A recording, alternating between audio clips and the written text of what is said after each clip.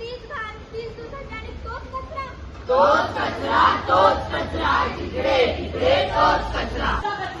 आपल्या घरातील कचरा, आपल्या आजूबाजूच्या परिसरातील कचरा, दवाखान्यातील कचरा, इलेक्ट्रॉनिक कचरा आणि तुमच्या आमच्या डोक्यात भरलेला कचरा.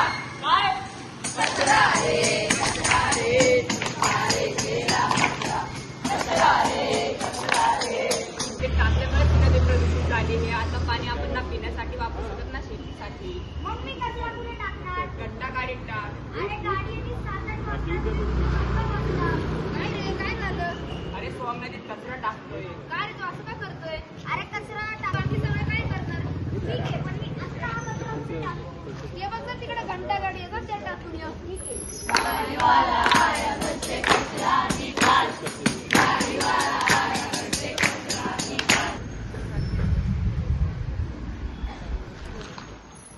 अरे धन्या बघ, आपण आता किती सुंदर परिसर फिरायला आलोय. हो, हा किल्ला आणि येथे परिसर आणि बांधकाम दोन्ही आहे. त्याच्या समोर सांगणं आपलं कर्तव्य आहे.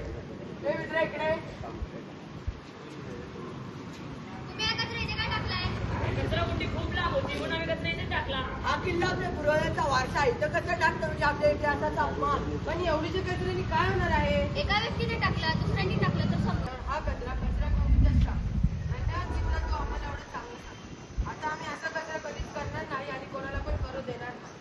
लक्षात ठेवा, कचरा म्हणजे हा कचरापेटीमध्येच टाकायचा असतो. म्हणून ही गोष्ट लक्षात ठेवण्यासाठी आपण हे शपथ घेऊया.